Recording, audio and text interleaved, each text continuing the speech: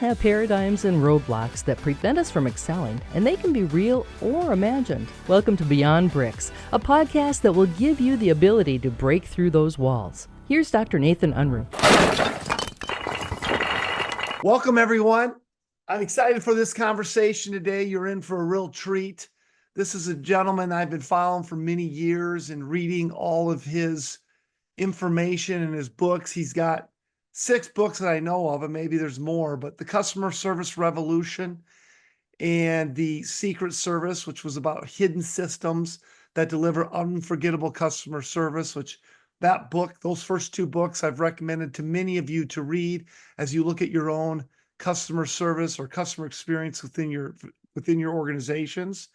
One of my favorite books John has written is The Relationship Economy. I just went through it here again recently. Some just real practical nuggets of understanding how to build and nurture relationships.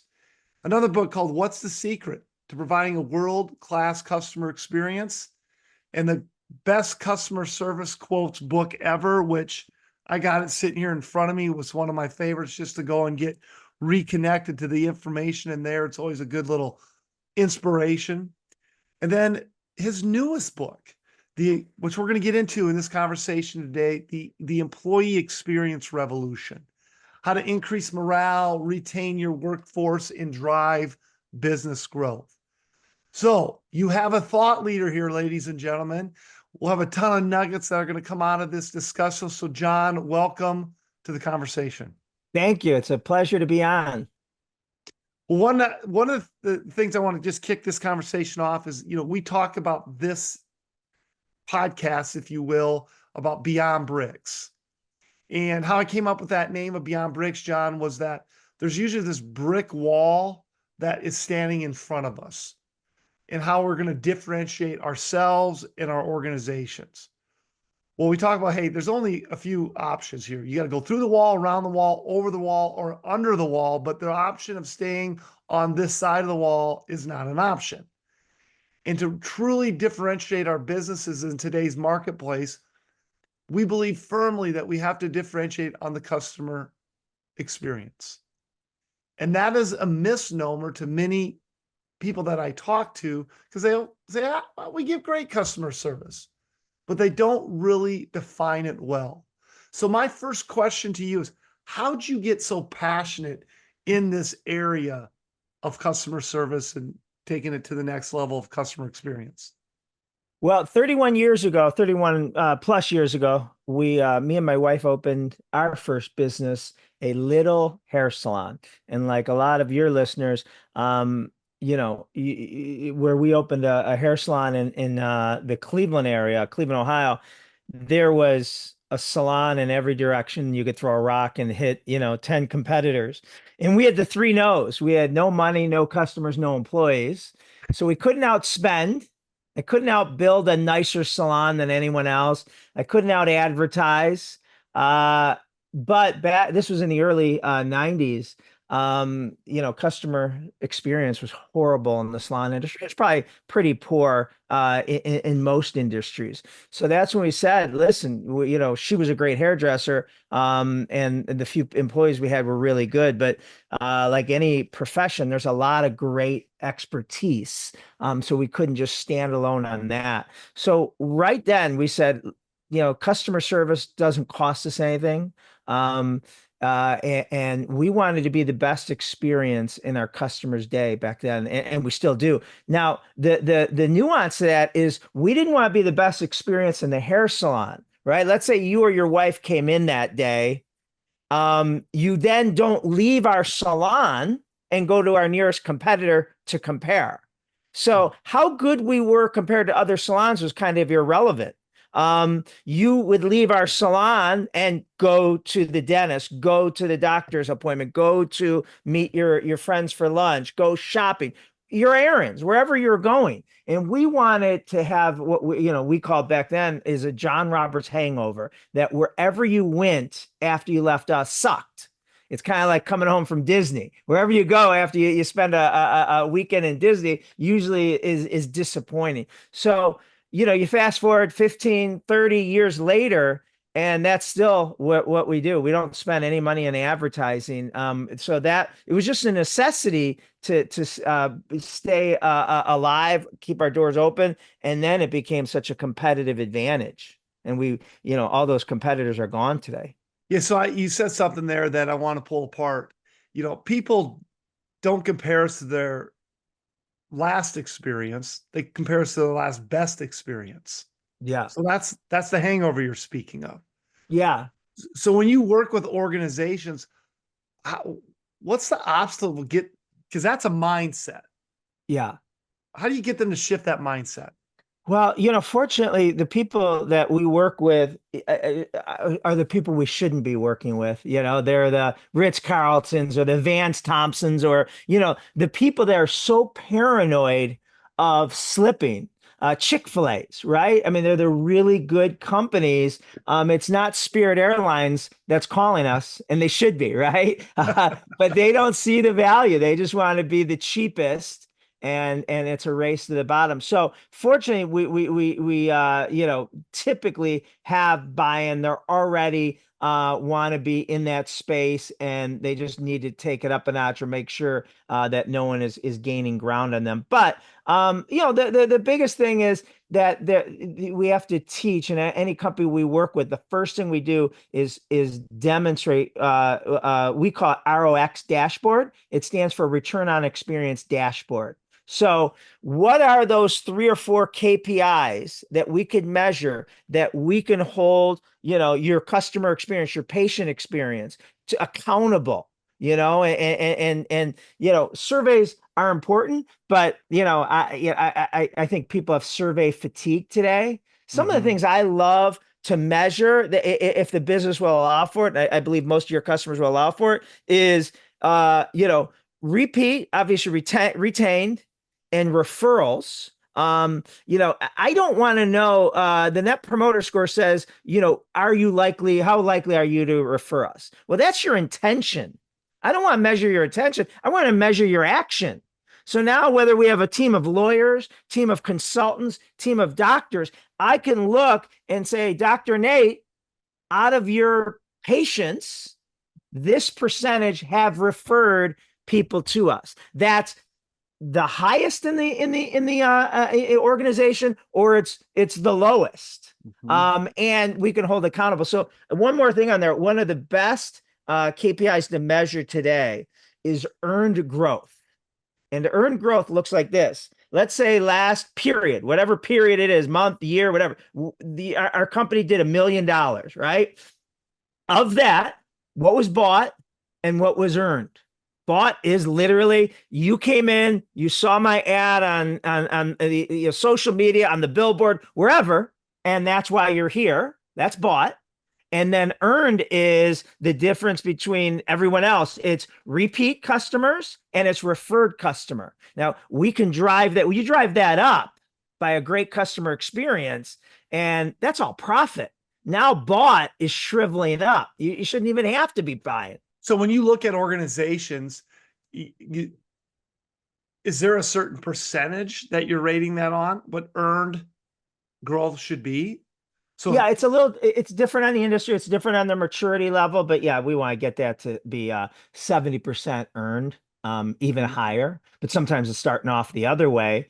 We worked with a law firm that was 20% earned and 70% bought, or 80% bought. The other thing that is really telling that your listeners can do this math. I love to ask people this. If you're to hire, I have 3 sons, 3 adult sons. They're all in their 20s. I said, if you're to hire one of my sons tomorrow to work in a customer facing position, receptionist, phone, sales, whatever that position is, how much training would you give him before you allow him to start interacting with your patients, your clients, your customers? And some people say 2 days, some people say 2 weeks, and some people say 2 months. I could care less about that first answer. Here's the answer I really want. Of the 40 hours, 400 or 4,000 hours you're going to train my son before you let him loose to your public, how much of it is technical, operational, booking an appointment, ringing out, getting insurance, which is important, it's critical. And how much is soft skill?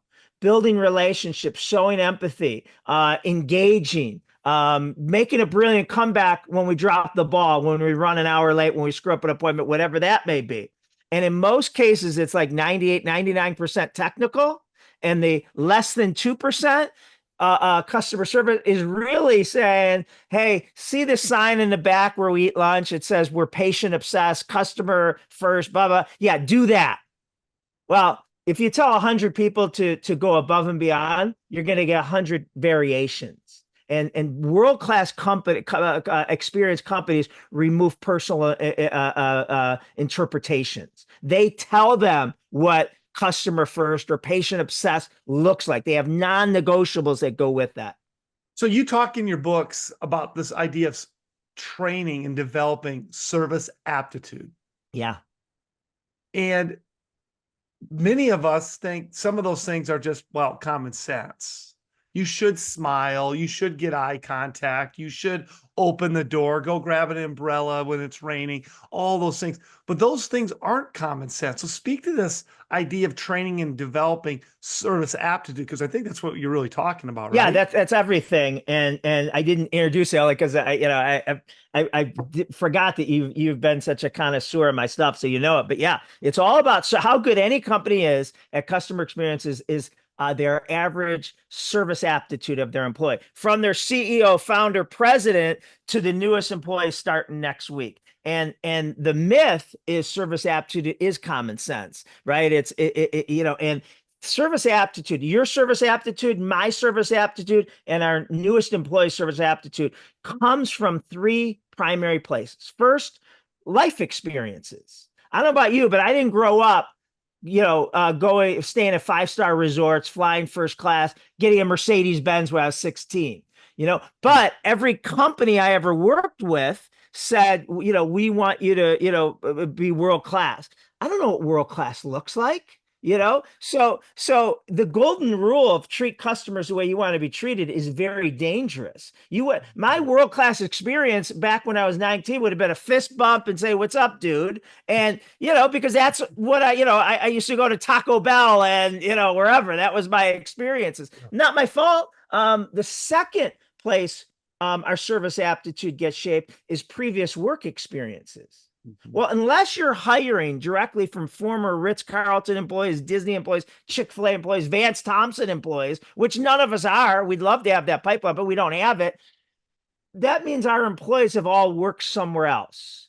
And when they work somewhere else, 99% of them, we're teaching them not to be paranoid, suspicious. Don't let people use our restroom unless they paid for something first. Don't let people, if they didn't call within 2 days, they can't have it, fixed or whatever it is.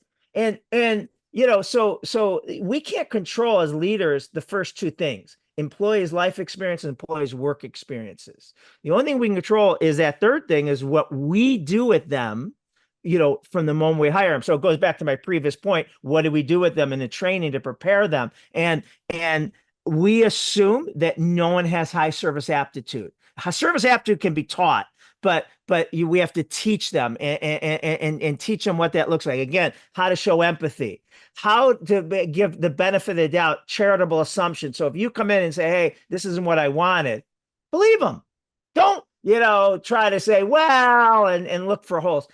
Don't punish 98% of your customers for what you're afraid 2% are going to, take advantage of, because, I'm not smart enough to know which, the 2% are. And what we get back from the 98% that can't believe that we're trusting them and that we're not haggling them and that we overcorrected the situation, that's the earned growth. That's where earned growth comes from.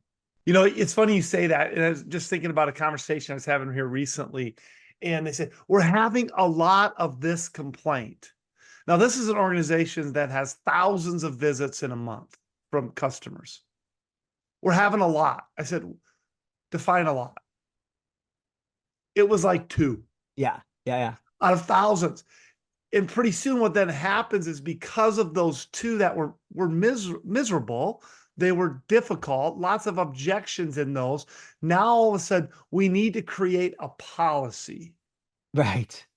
And aren't policies created to punish the 98% you spoke of? Yeah. I always say remove the word policy from your vocabulary for two reasons. One, if you're my client, when we say, sorry, that's against our policy. Well, we created that to protect ourselves from the masses. And, Dr. Nate doesn't feel like the masses. He wants to feel like, a VIP that he's been coming here for 10 years and he spends more than anyone and refers everyone. And so that's the least personal thing you could say is it's against our policy. And then, you want to say, like I want to say, are you kidding me? I got, Nate's cell number. I'll call him right now and ask him about your policy. The second part of it, which is even worse, is employees don't go against policy. Policy is black and white. And, they've, whether it's be their last job or this job, they heard someone got, tarred and feather for going against policy. But then they make some, and we've done this in my salons 25 years ago. A woman called me up and we had a policy that said that if you no-showed for your appointment on, we charge your credit card, right? We're gonna, stop that. So a woman gets me on the phone and says, listen, I see that my Amex, you charged me for my appointment last month because I no-showed. And I was like, okay. And she says, well, the reason why I no-showed was my husband dropped dead that morning. And I'm like, oh my God, like, I'm so sorry, blah, blah, blah. Obviously there won't be a charge. Your next appointment's on me and I'm feeling horrible. She was, yeah, I assumed, I figured you'd do that once you'd find out. The reason why I'm calling is I called your manager of that location first, told her that, and she said, sorry, that's our policy. And I wanted to shoot the person, the employee of mine, but then I realized that's not the employee's fault, right? I put handcuffs on her. Mhm. So now we have guidelines, right? But if you think, the guidelines shouldn't apply there, don't make it apply. Right. I mean, obviously, it Right. shouldn't apply in that situation, but policy is black and white with walls that employees won't go against because they're afraid to. Yeah, such a good, and I love what you said there. Because I'd want to go and get all upset with that team member. Yeah. Well, I got to look myself in the mirror. I mean, I'm the Yeah. one who created that. Right. All right, so I want to transition a bit to one of my favorite things, and we use this a lot with our team, is this whole idea on secret service. Yeah. And you talk about secret service in the customer revolution as well. And guys, as you're listening to this, these are books you don't want to listen to once or read once. These are things that you want to do on a regular basis. Constantly be not just part of your onboarding of your team members, but revisiting them on a regular basis, because like everything else, vision and fundamentals leak. The things that John teaches us are fundamentals to differentiate our business on customer experience. So one of the concepts that I love is this idea of secret service. Speak to that to a moment. Yeah. Secret Service is hidden systems that, allow the employees to know that, you're a first-time customer, a repeat customer, a VIP customer. So one of the best example that the customer doesn't know, it's silent cues and visual triggers. So, one of the easiest and favorite examples that I know, Matt Jensen stole from me in a good way when he was with Van Thompson is if you walk into our salons, you'll see, let's see, you see 10 guests getting their haircut. 8 or 9 maybe in a black John Roberts haircutting cape, 1 or 2 are in a white cape. To you, another customer, we have black and white capes. But to our team members, anyone in white has never been there before. So you don't have to have worked here 3 years, 3 months, or 3 hours to understand how to personalize that. You walk by a black cape. Oh, good morning. Welcome back. Great to see you again. Can I get you coffee? You walk by a white cape. Hey, welcome to John Roberts. I understand this is your first experience. Can I show you, give you a tour, tell you that what else we have? And it's a different explanation. White capes don't get treated better. They get treated differently. Again, if you come once a week, you've been coming 10 years, you don't want us to read you, Nate, do you know that we have spa services and nail service? And you're like, Jesus, I know that. I get those services, right? Or have you ever been here before? Sir, we need you to fill out this info. I've been here before, right? And so we don't want your experience to be dependent on which employee you get. We want to remove employee roulette. And a lot of times employee roulette is dependent on, that I'm brand new. So obviously I'm not going to treat you as well. Well, we're not giving you a discount because you're dealing with someone brand new today. So we better have that experience as good if you're dealing with someone that's been here 3 years. Yeah, I like that term you use, employee roulette. Yeah.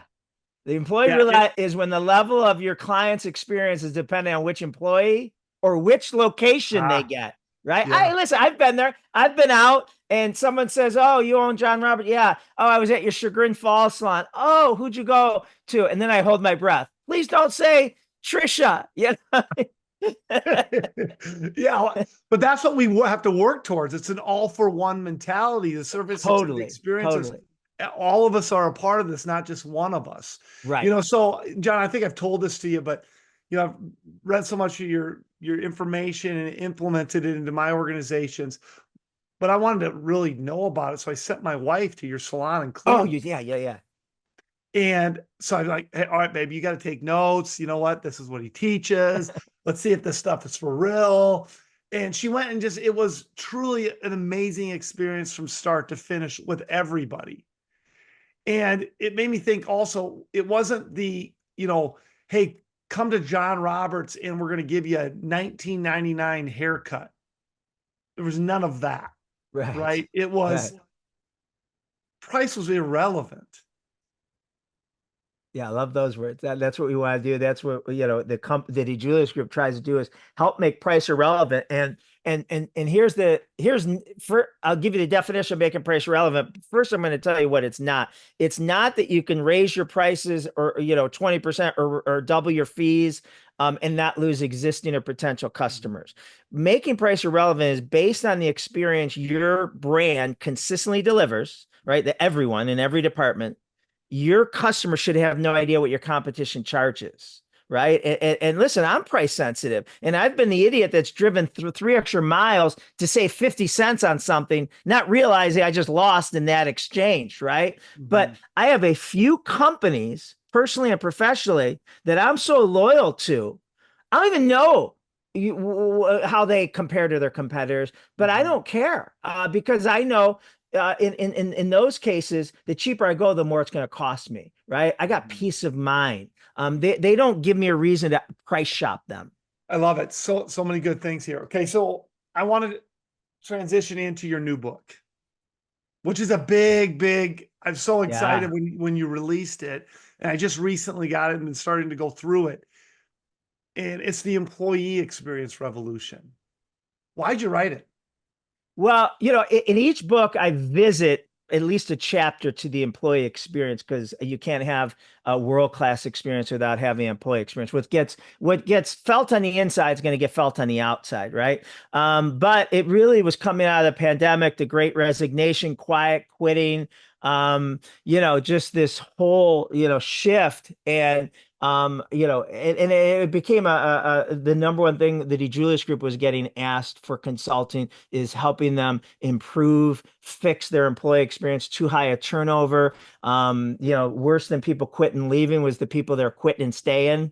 And just, and so, just wanted to raise the bar. And it's so easy to be a great employer of choice today because the competition out there isn't that hard, and so I think as leaders we get sloppy. We're coming off maybe the longest economic boom since 2009, 2010, and we get sloppy when we're busy in spite of our experiences that we provide. So, the book is about how to create a recruitment experience. As 10, 15, 20 years ago, if I told my son, "Hey, I want you to go apply at Dr. Nate's practice. They're really good, blah, blah, blah. You'd be a good fit there." He'd go and apply and hope he got the job.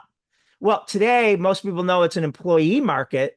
And so now people are applying to 5, 6 different businesses, maybe 6 different industries, seeing who gives them the best deal. And the deal is, it could be money. It could be $1 an hour, more an hour. It could be work from home, flexibility. There's a lot of different things that make up the best deal to people. And so what we want in a recruitment experience is a couple things. One, yes, weed out the wrong fits and find the rock stars. But with those rock stars, we want this to be such a great recruitment experience that if you go to another one, it pales in comparison. It is like the hangover effect of, the customer experiences. I want to work for this last company. It doesn't become about the best deal.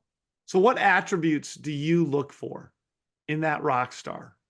What are ones? Because I've had people come into my business before and go, if I just had these people, my business would be a success as well.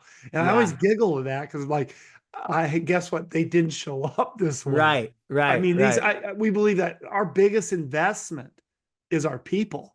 Yes. What else in our lives do we invest that kind of money on per year? So it takes intention for us with each and every human being. But there are certain attributes that I've found that are critical. Right. So what are some of those attributes that you look for? So first we try to make the interview process ungameable. And meaning like, I know if a typical interview, they're going to ask me, John, what's your two biggest drawbacks? And I'm going to think and pause and say, I'm a perfectionist and workaholic, right? Bam, I nailed that question. I mean, anyone can put on a show for 30, 45 minutes. So we like to do interviews that the candidate doesn't know what we're gaming, what we're being judged on. Like the first interview, we'll interview 6 people for the same position. And we'll just say, hey, tell us a time when you went above and beyond for a client. Tell us a time when, whatever. And the candidate thinks they're being judged on who has the best answer. We could care less about the answer. What we're looking for is what you're doing when you're not answering, right? Are you peeking at your Apple Watch? Are you totally checked out? Are you trying to think of how you could one up his answer when it's your turn? Or are you looking at the candidate who's speaking right now, the co-candidate, if you will, and you're laughing because he said something funny. You're nodding because he made a good point. That's what we're judging, is what you're doing. So there's a lot of things like that. And so, put the skill, expertise that, depending on a lot of us, depending on the industry you're in, we want to hire for the heart and train for the parts. So there's a lot of things that we can teach them technically. Now, there are certain things accountant, lawyer, doctor. Yes, you got to make sure that they have that. We're just talking about the soft skill parts that we want to make sure that they play nice, that they're going to be nice to work with, and that they're going to be nice to the public. And so we look for things like, do they have empathy? Do they have passion for anything? Just a passion. Are they enthusiastic?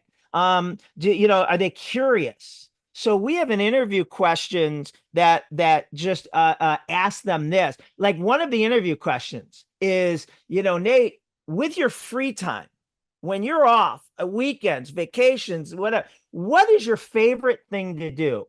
And I don't care what the answer could be, something mine, but playing video games all day, fly fishing. It could be hanging out with my kids. I don't care what your answer, because that's pertinent to you.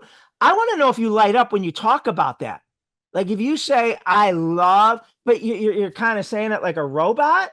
Well, if you don't get excited when you're talking about your most favorite thing in the world to do, you're not going to be excited. And I don't want your coworkers and your clients to feel that, well, yeah, we have you checked in today at 10 o'clock. So we have a lot of things like that we ask questions that just kind of tell us if you have. Yeah, one of the questions we'll ask at the end of the interview is, all right, Nate's the candidate. Nate, what questions do you have for me? And that's a great question, because Nate might say, what's the next step? When do I find out if I get the job? Or Nate, young Nate, 19-year-old Nate might say, well, let me ask you, how did you get in this? Tell me more about this. Tell me more about that. He's taking advantage of opportunity to learn more about the company, to learn more about how I got to my steps. Maybe I started off in the same position he's applying for, and he can see him being me in 10 years. But if they have no real questions other than, when will you let me know if I got the job? That just tells me they're out interviewing, looking for, again, the best deal. And they're not really curious about a career or our company. So I don't want you to miss this as you listen to this. Yeah. Hire for the heart, train for the part. That's a great statement. Yeah. Yeah. And heart going, am I enthusiastic about life? Am I willing to give more than I get? That's what I hear in that statement. Do I like people? That's really what we're measuring. And Nate, you know this. I can train you because I could train anyone because I know I was horrible at a lot of these things.